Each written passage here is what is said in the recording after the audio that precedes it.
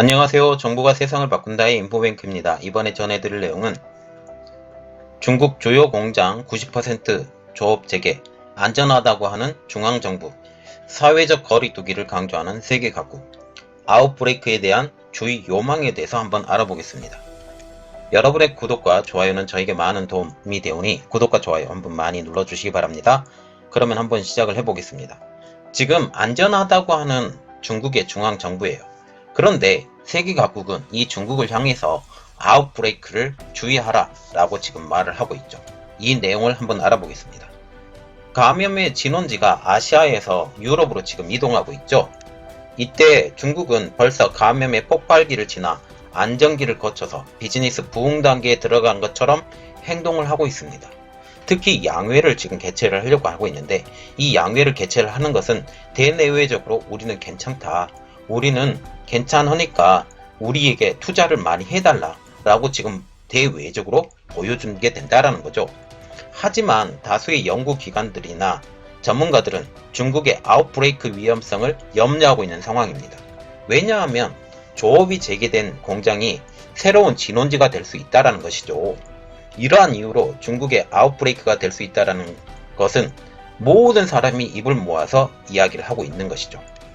특히 아웃브레이크란 세균의 대유행을 말하는 것으로 여러분들이 이해해 주시면 감사하겠습니다. 국제 연구진들은 지금 사회적 거리 두기를 강조하고 있죠.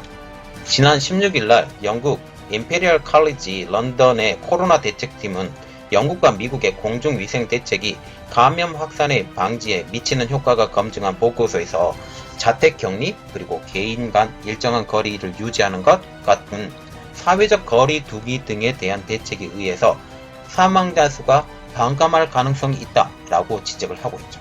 말하자면 우리가 보는 게 자택격리 그리고 개인 간 일정한 거리 유지 같은 사회적 거리 유지는 사망자 수를 뚝 떨어뜨린다 라고 지금 말을 하고 있다는 겁니다. 반면에 수습의 조짐이 보여도 곧바로 재발할 위험성이 있다고 하면서 다음과 같은 것을 지적을 하고 있는데요. 연구팀은 공중위생 대책에 대한 최대의 과제는 자택격리, 사회적 거리, 학교 폐쇄, 말하자면 자택격리, 사회적 거리두기, 학교 폐쇄 등의 철저한 조치를 백신이 실용화될 것으로 여겨지는 1년 반 후까지 계속될 필요가 있다. 여기서 우리가 느껴야 될 내용은 백신이 실용화될 때까지야.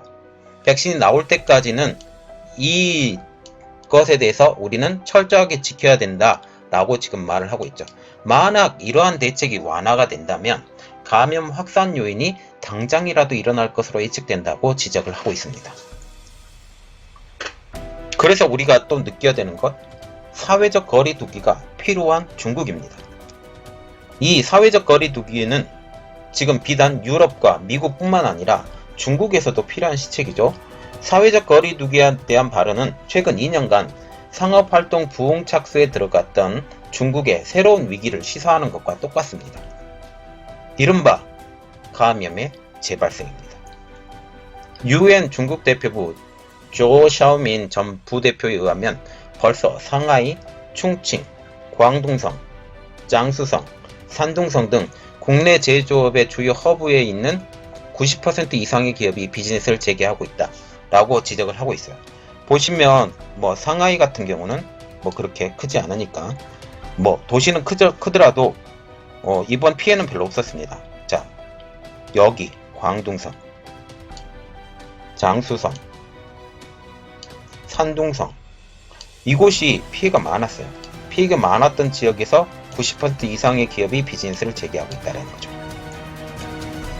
그러나 이에 대해서 홍콩 내 연구기관인 중국 글로벌 개발 연구원의 페이웨이 탕은 수백만 명의 노동자들이 공장으로 돌아가 기숙사에서 숙식을 같이 하게 되면 중국에서 제2의 감염이 일어날 가능성이 충분하다고 지적을 하고 있습니다. 이것에 대한 중국이 반론을 말을 하고 있죠. 베이징 협화의학원 감염증 연구소 부소장 차오웨이는 중국에서 아웃브레이크는 이미 종식을 맞았다고 주장을 하고 있어요. 대유행은 끝났다 라고 주장을 하고 있죠. 그는 이에 대한 최종 판단을 내리려면 한 달을 더 기다려야 되지만, 우리가 눈여겨봐야 될 거 한 달을 더 기다려야 되지만, 개인적으로는 현행에 강구한 감염 대책과 통제 정책 아래서는 재발이 없을 것이라고 본다고 반론을 제기하고 있죠.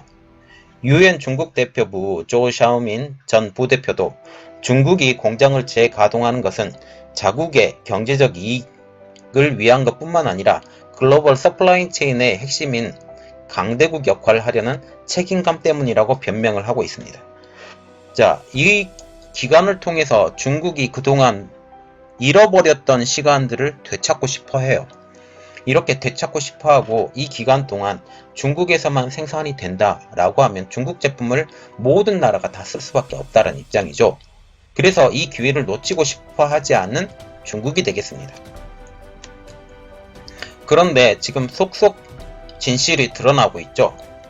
아까도 제가 올려드리는데요. 중국의 휴대폰 번호가 어마어마하게 사라졌다. 이 내용을 생각을 하면서 이야기를 시작해 보겠습니다. 중국 정부에 의해서 은폐되었다는 의혹이 속속 불거지고 있습니다. 홍콩의 사우스차이나 모닝포스트에 의하면 일반적으로 무증상 감염자도 감염자로 분류를 해야 되는데 감염자로 분류하지 않고 보도하고 있다고 보도해서 시 정권에 대한 세계적 불신이 더욱더 커지고 있는 상황이다라고 말을 하고 있고, 또한 베이징이나 상하이 등의 국제공항에도 지금도 해외 귀국자가 끊이지 않아서 새로운 감염자가 해외로부터 찾아올 위험성이 도사리고 있다라고 말을 하고 있습니다. 가장 지금 우리를 힘들게 하고 세계를 힘들게 하고 있는 상황이 이 상황이에요. 백신이 없는 불안한 현 상황입니다.